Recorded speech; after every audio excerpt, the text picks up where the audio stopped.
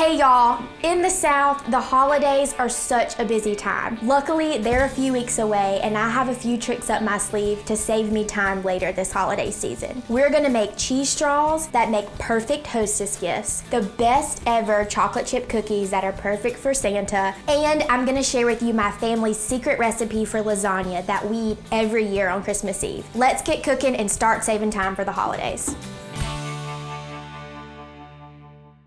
My family eats lasagna every year for Christmas Eve. I'm gonna go ahead and get a head start on the recipe for this year. For my lasagna, I have some pre-shredded mozzarella cheese, but I also have some sliced mozzarella. It's a food styling trick that is perfect to make your lasagna look super cheesy. And then, like any good lasagna, a hefty amount of shredded Parmesan cheese. We make lasagna every year on Christmas Eve because my dad grew up eating it every year on Christmas Eve. He learned the recipe from his grandmother, who's from Montreal, Canada, and goes by Meme. My Meme taught my dad the chant that said, meat sauce, cottage cheese, cheese noodles. So there's kind of a debate in my family that my dad did not hear that chant right. And we think that whenever she was saying the recipe, she was really saying ricotta cheese. And I think even though my dad got it wrong whenever he decided that cottage cheese was part of the recipe, that actually it made this lasagna super yummy. So to follow along with my Meme's chant, we've got meat sauce, cottage, and ricotta cheese, then the regular cheese. We have the slices, just kind of tear them in big pieces. Once I get enough sliced mozzarella on there, I'm gonna sprinkle it with some Parmesan cheese. So meat sauce, cottage cheese, ricotta cheese, regular cheese, and now noodles. We like the boiled noodles with the ridges the best. And we like to parboil them just enough so that they are kind of pliable because they're gonna cook a lot whenever they're in the oven. I like my lasagna to be 3 layers, so 3 layers of everything, with another really cheesy layer on the top to make it really pretty. It's really important that the top layer of lasagna is extra, extra cheesy so that it bubbles up and gets brown and puts a crust of cheese that's melty and good whenever you cut into it. Even though we normally only make lasagna on Christmas Eve, I'm excited to have this one ready to go when I'm busier later this holiday season.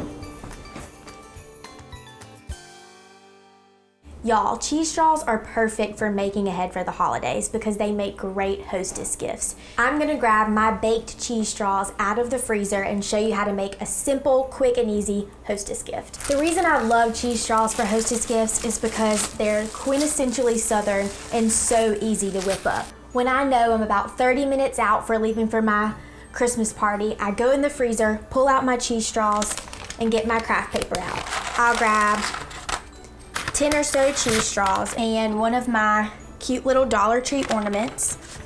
It really is the thought that counts and not the money that goes into these hostess gifts. And I think I really only spent about 50 cents on this thing. The hostess would never know, and look how cute these are. When I'm hosting my own Christmas parties, I like to mix and match the ways that I wrap the favorite gifts. So I'll mix some in with the brown and then have the clear bags. Y'all, this took me less than a minute and it's super cute. These are perfect for giving away as favors or as hostess gifts. These chocolate chip cookies are seriously the best chocolate chip cookies you will ever eat, y'all. It is not an oatmeal cookie, but it is a chocolate chip cookie with oats. There is a big difference. I'm gonna add brown sugar to my butter. It's important whenever you're making cookies or cakes or dessert to cream your softened butter with your sugar before you add any of the rest of your ingredients. Y'all, this KitchenAid mixer has been with me for almost 10 years. It's my favorite Christmas gift by far, or maybe close tie with the golf cart that I got when I was 8. Y'all, that thing taught me to drive. But this is probably the Christmas gift that has been with me the longest and gotten me through a lot of times. In a small house like this, y'all, it's really style and functionality. I built this wall so I could keep my dry ingredients like flour and quick cooking oats. It's decorative, but it's also super functional. Santa, if you're watching, the recipe for these chocolate chip cookies that you're gonna be eating at my house are on our website at southernliving.com.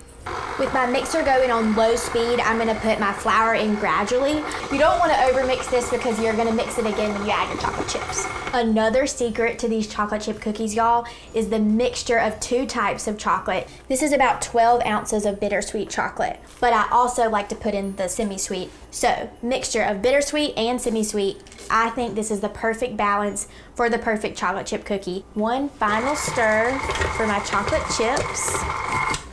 And y'all, that's it. Get in here and see how the chocolate chips are perfectly distributed throughout this soft dough. We're gonna scoop these out and put them on a baking sheet and freeze the balls of dough in the freezer until they're rock solid. When you're forming your balls for your cookies, you need to make them a little bit larger than you would normally think. Put them in the freezer, pop them out whenever you need a cookie fix during the busy holiday season.